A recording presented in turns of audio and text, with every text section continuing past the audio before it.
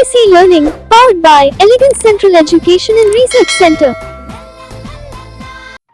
Hi കുട്ടികളെ, ഇന്ന് നമ്മൾ മനസ്സിലാക്കാൻ പോകുന്നത് 7ാം ക്ലാസ്സിലെ സോഷ്യൽ സയൻസിലെ ആദ്യത്തെ ചാപ്റ്ററായ മിഡീവൽ ഇന്ത്യ, അതായത് മധ്യകാല ഇന്ത്യ എന്ന പാഠഭാഗമാണ്. നമുക്ക് ക്ലാസ്സിലേക്ക് കിടക്കാം. മധ്യകാല ഇന്ത്യ എന്ന് പറഞ്ഞു കഴിഞ്ഞാൽ പടയോട്ടങ്ങളുടെയും പിടിച്ചടക്കലിൻ്റെയും ചരിത്രമാണ്.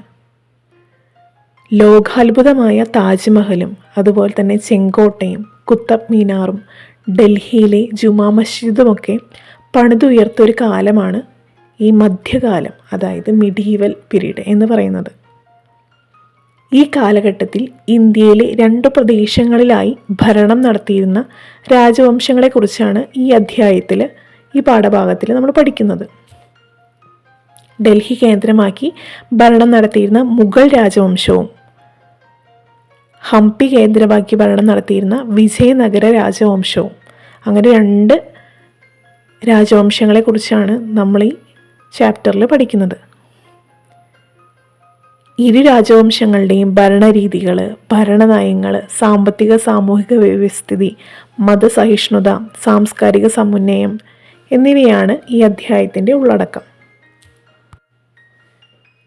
അതായത് administration, army, socio economic status, cultural integration, ഈ 2 രാജവംശത്തിലെ മുഗൾ റൂളിൻ്റെയും അതുപോലെ തന്നെ വിജയനഗര റൂളിൻ്റെയും administrative, socio economic status, cultural integration, army, ഇവയെക്കുറിച്ചാണ് നമ്മൾ ഈ പാഠഭാഗത്തിൽ പഠിക്കുന്നത്. അപ്പം നമുക്ക് ക്ലാസ്സിലേക്ക് കിടക്കാം. പേജിൽ തന്നെ 2 ചിത്രങ്ങൾ കൊടുത്തിട്ടുണ്ട്.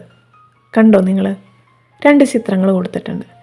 ഈ ചിത്രത്തെ നമുക്കൊന്ന് ഒബ്സർവ് ചെയ്തിട്ട് എന്താണ് അതിൻ്റെ കാര്യങ്ങൾ, അതിൻ്റെ ഇമ്പോർട്ടൻ്റ് ആയിട്ടുള്ള പോയിൻറ്റ്സ് നമുക്ക് നോക്കാം. ഫസ്റ്റ് ചിത്രമാണ് റെഡ് ഫോർട്ട്, അതായത് ചെങ്കോട്ടയുടെ ചിത്രമാണ്. റെഡ് ഫോർട്ട് എന്ന് ഇംഗ്ലീഷിൽ പറയും. അപ്പോൾ നമുക്ക് അതിൻ്റെ പ്രധാന പോയിൻറ്റ്സ് നോക്കാം.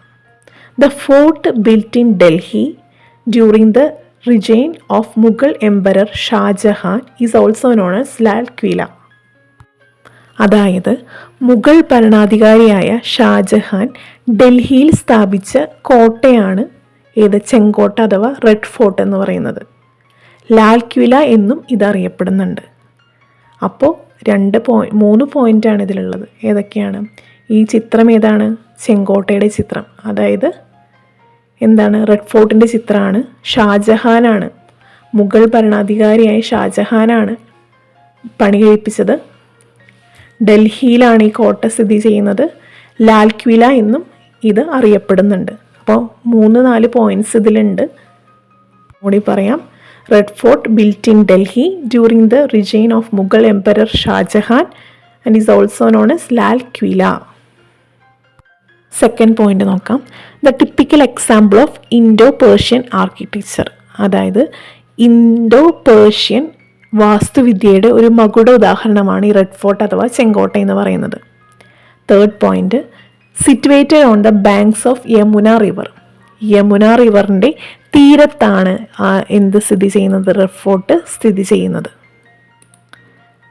അടുത്ത point, prime minister holds the national flag here on Independence Day. അതായത് സ്വാതന്ത്ര്യ ദിനത്തിൽ പ്രധാനമന്ത്രി പതാക ഉയർത്തുന്നത് എവിടെയാണ്? ഈ റെഡ് ഫോർട്ടിലാണ്, അതായത് ചെങ്കോട്ടയിലാണ് സ്വാതന്ത്ര്യ ദിനത്തിൽ, ഇൻഡിപെൻഡൻസ് ഡേക്ക് പ്രധാനമന്ത്രി, പ്രൈം മിനിസ്റ്റർ പതാക ഉയർത്തുന്നത്, ഫ്ലാഗ് ഹോസ്റ്റ് ചെയ്യുന്നത് എവിടെയാണ്? ഈ റെഡ് ഫോർട്ടിലാണ്. And next point, red fort was declared as the world heritage centre by UNESCO in 2007. അതായത് ലോക പൈതൃക സ്ഥാനമായി 2007 യുനെസ്കോ പ്രഖ്യാപിച്ചു. ലോക പൈതൃക സ്ഥാനമായിട്ട് 2007 റെഡ് ഫോർട്ടിനെ യുനെസ്കോ പ്രഖ്യാപിച്ചു എന്നാണ് പറയുന്നത്. റെഡ് ഫോർട്ടിന് നമ്മൾ പ്രധാന പോയിൻറ്റ്സ് കണ്ടു. അപ്പോൾ എല്ലാവരും നന്നായിട്ട് പഠിക്കുക, നോട്ട് ചെയ്ത് പഠിക്കുക കേട്ടോ. എന്ന് പറഞ്ഞ് എന്തൊക്കെയാണ്? മുഗൾ ഭരണാധികാരിയായ ഷാജഹാനാണ് ഡൽഹിയിലാണ് ഈ കോട്ട സ്ഥാപിച്ചത്. ലാൽ കില എന്നും ഇത് അറിയപ്പെടുന്നുണ്ട്. അതുപോലെ ഇൻഡോ പേർഷ്യൻ വാസ്തുവിദ്യയുടെ ആർക്കിടെക്ചറിൻ്റെ ഒരു ഉദാഹരണമാണിത്. അതുപോലെ തന്നെ എവിടെയാണ് സ്ഥിതി ചെയ്യുന്നത്? യമുന നദിയുടെ തീരത്താണ് സ്ഥിതി ചെയ്യുന്നത്. അതുപോലെ തന്നെ സ്വാതന്ത്ര്യ ദിനത്തിൽ പ്രധാനമന്ത്രി പ്രൈം മിനിസ്റ്റർ ഇവിടെയാണ് പതാക ഉയർത്തുന്നത്. പിന്നെന്താ, യുനെസ്കോ എന്ത് ഹെറിറ്റേജ് എന്ന് പറയുന്നത്? യുനെസ്കോ റെഡ് ഫോർട്ടിനെ വേൾഡ് ഹെറിറ്റേജ് സെൻ്ററായിട്ട് ഡിക്ലെയർ ചെയ്തിട്ടുണ്ട്. എപ്പോൾ? 2007. ഓക്കെ, അപ്പോൾ ഇത്ര പോയിൻറ്റ്സ് ആണുള്ളത്. അപ്പോൾ നന്നായിട്ട് പഠിക്കുക കേട്ടോ. ഇനി നമുക്ക് അടുത്ത പിക്ചറിലേക്ക് കിടക്കാം. നെക്സ്റ്റ് ചിത്രം ഏതാണ് മക്കളെ? ഇത് ഹംപിയുടെ ചിത്രമാണ്. ഏതാണ്? ഹംപി. ഇതിൻ്റെ മെയിൻ പോയിൻറ്റ്സ് നമുക്ക് നോക്കാം. Okay, the capital of Vijayanagara that existed in south India during the same period. അതായത് ദക്ഷിണേന്ത്യയിൽ നിലനിന്നിരുന്ന വിജയനഗര സാമ്രാജ്യത്തിൻ്റെ തലസ്ഥാനമാണെന്ത്? ഹംപി. ദക്ഷിണേന്ത്യയിൽ നിലനിന്നിരുന്ന, സൗത്ത് ഇന്ത്യയിൽ നിലനിന്നിരുന്ന വിജയനഗര സാമ്രാജ്യത്തിൻ്റെ തലസ്ഥാനമാണെന്ത്? ഹംപി എന്ന് പറയുന്നത്.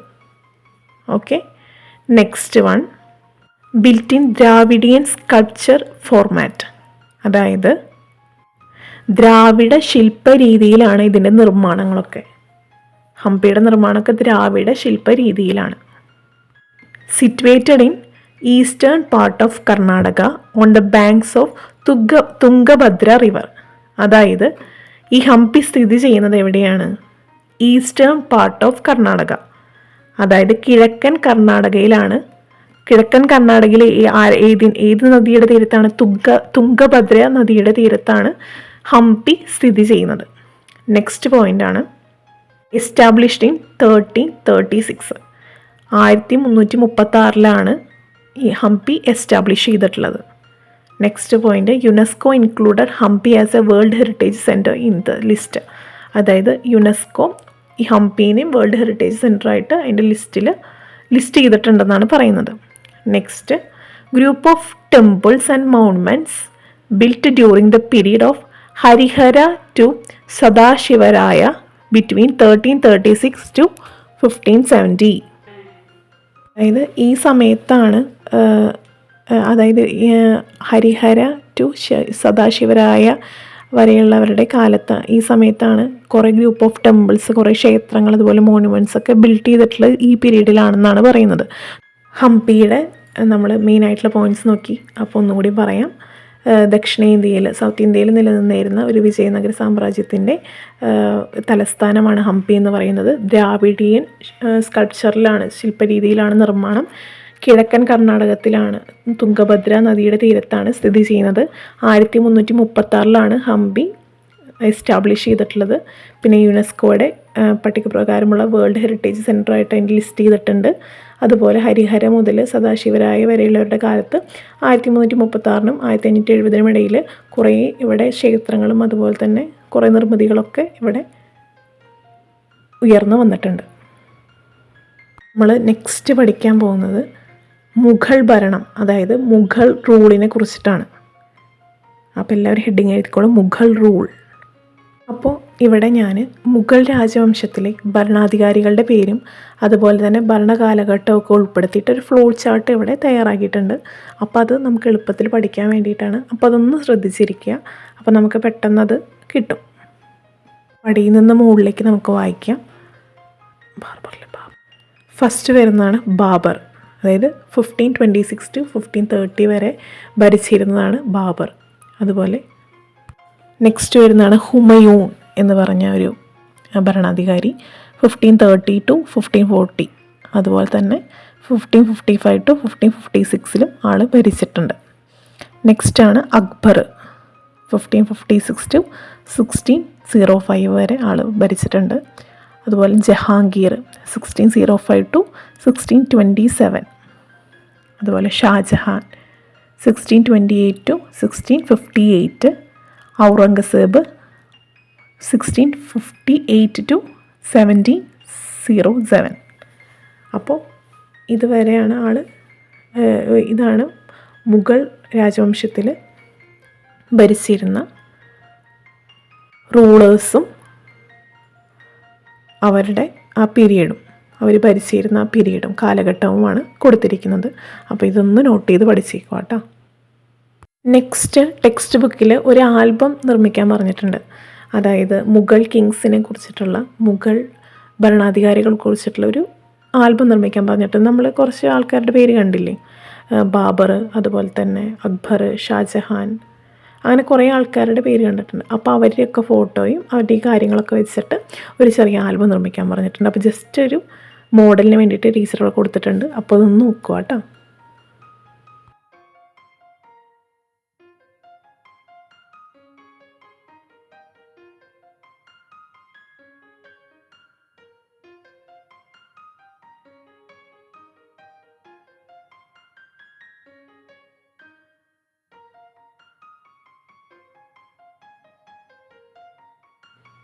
നെക്സ്റ്റ് വരുന്നതാണ് ഒരു മാപ്പ് തന്നിട്ടുണ്ട്. കണ്ടോ, നിങ്ങൾ ടെക്സ്റ്റ് ബുക്കിൽ ഒരു ബ്ലൂ കളറിലൊരു ഷെയ്ഡിലൊരു മാപ്പ് തന്നിട്ടുണ്ട്.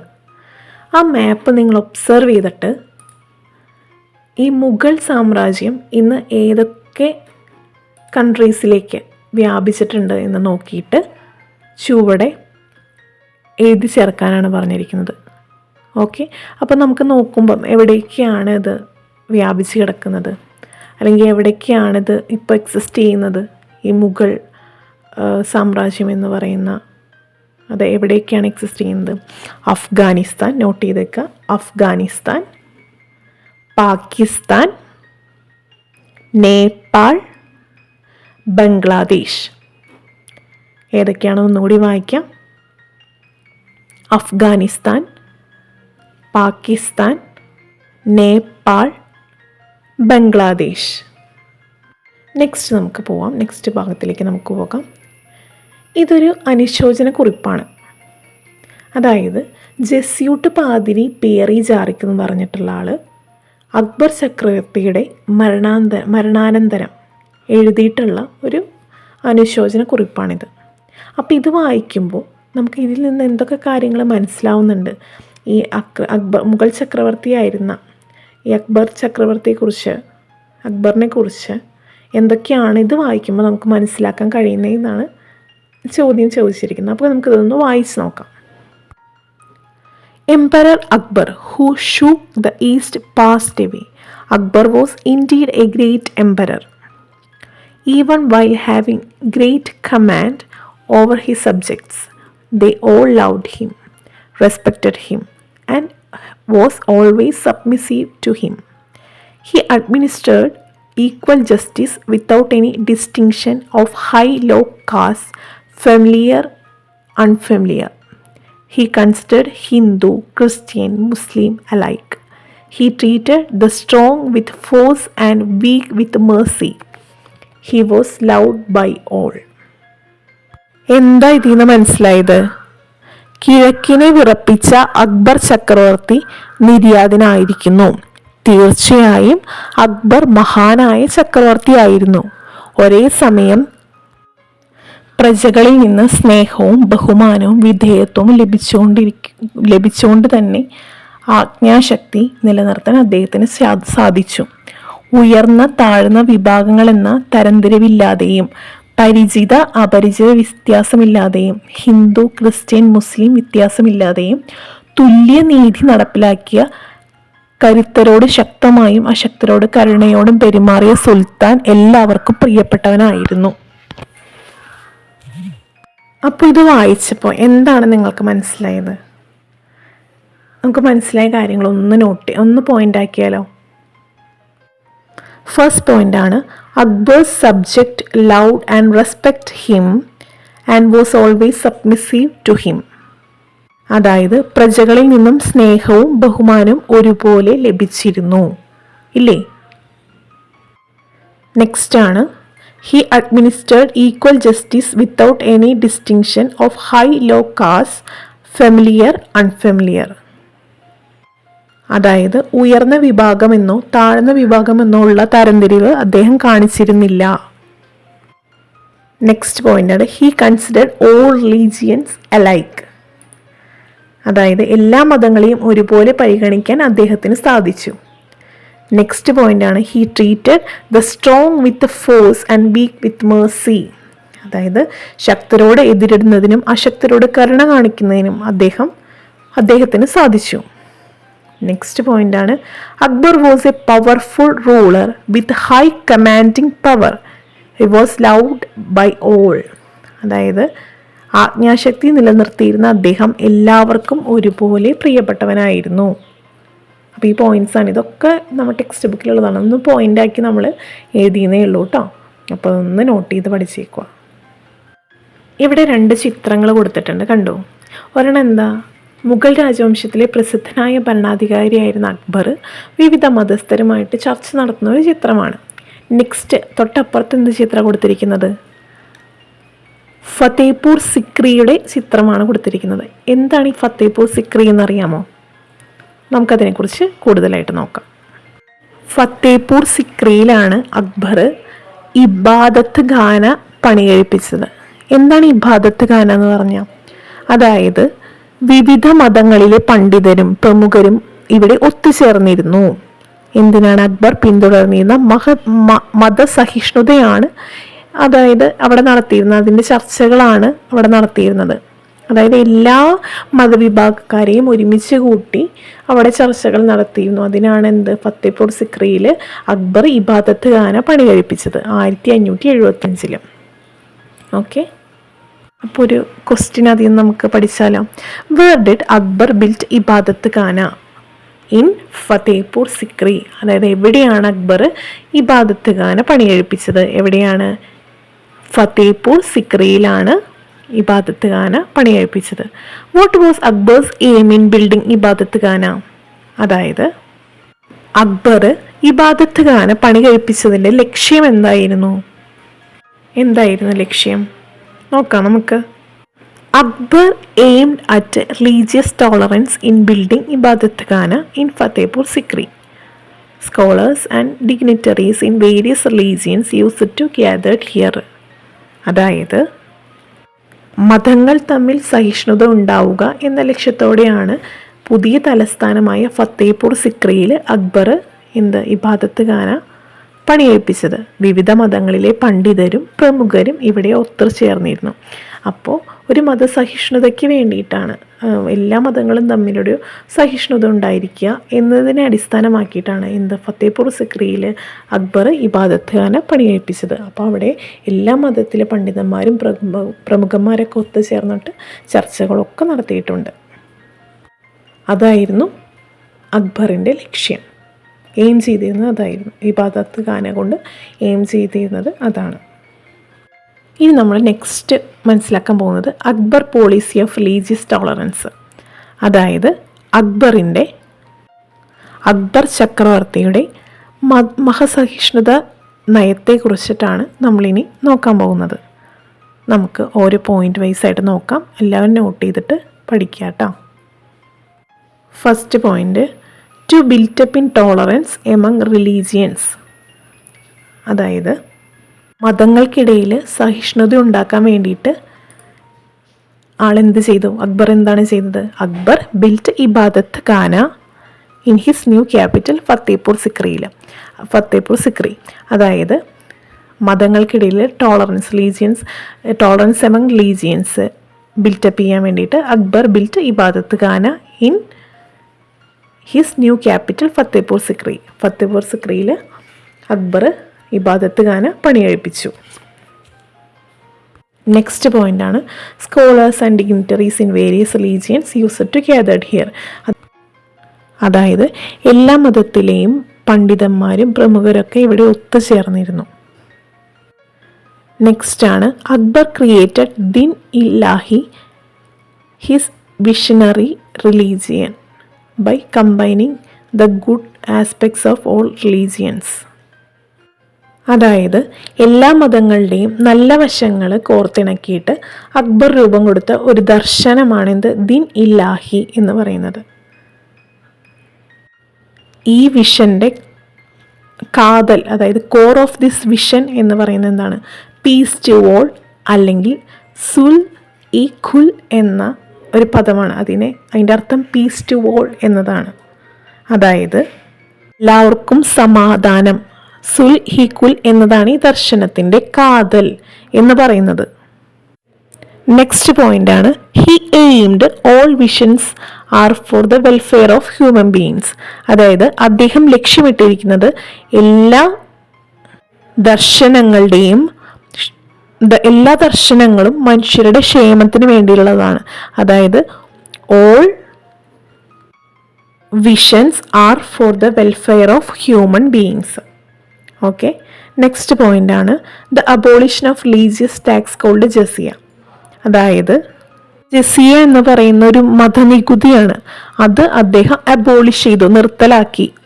അങ്ങനെ അദ്ദേഹം ഈ മതസഹിഷ്ണുത, റിലീജിയസ് ടോളറൻസ് അദ്ദേഹം ഉയർത്തിപ്പിടിച്ചു എന്നാണ് പറയുന്നത്. ജസിയ എന്ന് പറയുന്ന മതനികുതി, ജസിയ എന്ന് പറഞ്ഞ ടാക്സ്, റിലീജിയസ് ടാക്സ് അദ്ദേഹം അബോളിഷ് ചെയ്തു. നെക്സ്റ്റ് പോയിന്റ് ആണ് രാജ ടോഡർമാൽ, രാജ മൻസിംഗ്, രാജ ഭഗവൻദാസ്, രാജ Birbal were prominent among those who held high positions in the royal court of Emperor Akbar. This is also a clear evidence of this religious tolerance.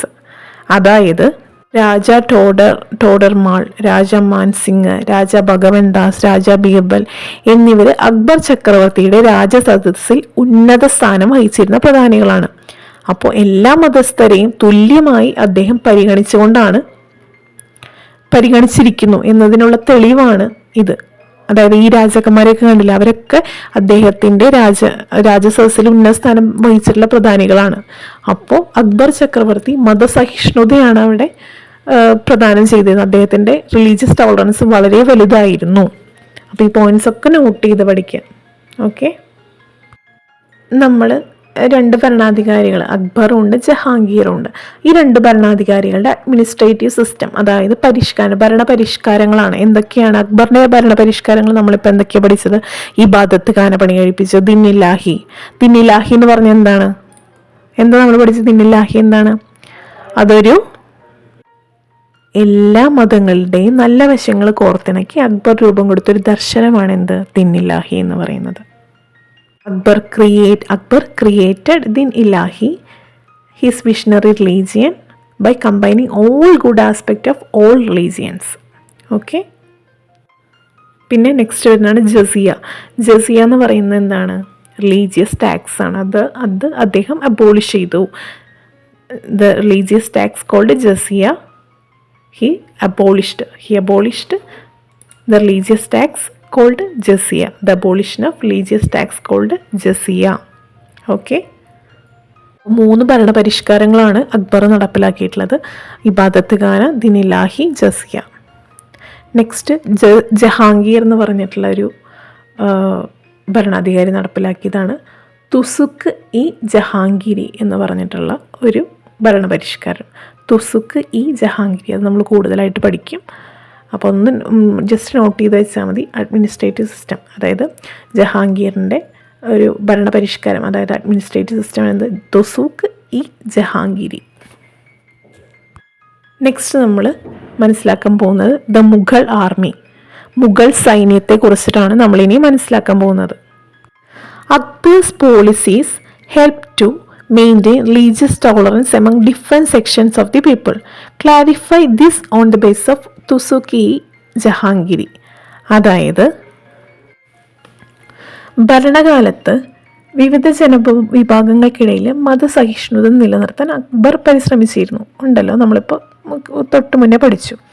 തുസുക്കി ജഹാംഗീറിൻ്റെ അടിസ്ഥാനത്തിൽ ഒന്ന് വ്യക്തമാക്കാനാണ് പറഞ്ഞിട്ടുള്ളത്. Akbar had ordered his followers that they should not waste time to enmity with other religions. First point എന്താണ് പറഞ്ഞത്? മറ്റ് മതവിഭാഗങ്ങളുമായി ശത്രുതയിൽ വർത്തിച്ച് സമയം പാഴാക്കരുതെന്ന് അദ്ദേഹം അനുയായികളോട് പറഞ്ഞിരുന്നു. നെക്സ്റ്റ് പോയിന്റ് എന്താണ്? The concept of sulh i kul, peace to all, apply to other religions. അദ്ദേഹം എന്ത് ചെയ്തു? ഇതര മതസ്ഥരുള്ള ബന്ധത്തിൽ സുൽഹി കുൽ എന്ന ആശയം, എല്ലാവർക്കും സമാധാനം അനുവർത്തിക്കണം എന്ന ആശയം അദ്ദേഹം ഉൾപ്പെടുത്തി. നെക്സ്റ്റ് വരുന്നതാണ് do not kill animals or take up arms except all times of the war. അതായത് യുദ്ധത്തിന് മാത്രമേ ആയുധമെടുക്കാവൂ, മൃഗങ്ങളെ കൊല്ലരുത് എന്ന ആശയം കൂടി അദ്ദേഹത്തിൻ്റെ ഇതിലുണ്ടായിരുന്നു. അപ്പോൾ അതാണ് ഈ 3 പോയിൻറ്റ്സ് നിങ്ങളൊന്ന് നോട്ട് ചെയ്തിട്ട് പഠിച്ചേക്കുക. ഭരണകാലത്ത് വിവിധ ജനവിഭാഗങ്ങൾക്കിടയിൽ മതസഹിഷ്ണുത നിലനിർത്താൻ അക്ബർ പരിശ്രമിച്ചിരുന്നു. തുസുക്കി ജഹാംഗീറിൻ്റെ അടിസ്ഥാനത്തിലൊന്ന് വ്യക്തമാക്കിയതാണിത്. നെക്സ്റ്റ് വരുന്നൊരു ക്വസ്റ്റ്യൻ ആണ്, ഹൂ ഈസ് ഇംപ്ലിമെൻറ്റഡ് മൻസാബ്ദാരി. എന്താണ് മൻസാബ്ദാരി എന്ന് പറഞ്ഞു കഴിഞ്ഞാൽ? മൻസാബ്ദാരി എന്ന് പറഞ്ഞു കഴിഞ്ഞാൽ ഒരു മിലിറ്ററി സിസ്റ്റമാണ്. അത് ഇംപ്ലിമെൻ്റ് ചെയ്തിട്ടുള്ളത് ആരാണ്? അക്ബറാണ് ഇംപ്ലിമെൻ്റ് ചെയ്തിട്ടുള്ളത്. അക്ബർ നടപ്പിലാക്കിയ സൈനിക സമ്പ്രദായമാണ് മൻസാബ്ദാരി. മിലിറ്ററി സിസ്റ്റമാണ് മൻസാബ്ദാരി. ആരാണ് ഇംപ്ലിമെൻ്റ് ചെയ്തിട്ടുള്ളത്? അക്ബറാണ് ഇംപ്ലിമെൻ്റ് ചെയ്തിട്ടുള്ളത്. നെക്സ്റ്റ് നമ്മൾ മനസ്സിലാക്കാൻ പോകുന്നത് മൻസാബ്ദാരി സിസ്റ്റം ഓഫ് ദി മുഗൾസ്. അതായത് മുഗളരുടെ മൻസാബ്ദാരി സിസ്റ്റം എന്താണെന്നുള്ളതാണ് നമ്മൾ മനസ്സിലാക്കാൻ പോകുന്നത്. അപ്പോൾ പോയിന്റ് വൈസ് ആയിട്ട് തന്നെയാണ് നോക്കുന്നത്. Mansabdari was the military system implemented by Akbar. Mansabdari എന്ന് പറയുന്ന ഒരു സൈനിക സമ്പ്രദായമാണ്. അത് ഇംപ്ലിമെൻ്റ് ചെയ്തിട്ടുള്ളത് അക്ബറാണ്. Each officer had regiment under him. അതായത് ഓരോ ഉദ്യോഗസ്ഥൻ്റെയും കീഴിൽ ഒരു സൈനിക വ്യൂഹം ഉണ്ടാവും. ഓക്കെ, നെക്സ്റ്റ് പോയിന്റ് ആണ്, Mansab refers to the number of cavalry each officer is required to maintain. അതായത് നിലനിർത്തേണ്ട കുതിരപ്പടയാളികളുടെ എണ്ണത്തെയാണ് മൻസാബ് എന്ന പദവി സൂചിപ്പിക്കുന്നത്. ഓക്കെ, അടുത്തത് റാങ്ക് ഓഫ് മൻസാബ് എന്ന് പറഞ്ഞാൽ the number of soldiers to be maintained. അതായത് നിലനിർത്തേണ്ട സൈനികരുടെ എണ്ണത്തിനനുസരിച്ചാണ് മൻസാബ്ദാരുടെ പദവി നിശ്ചയിച്ചിരിക്കുന്നത്.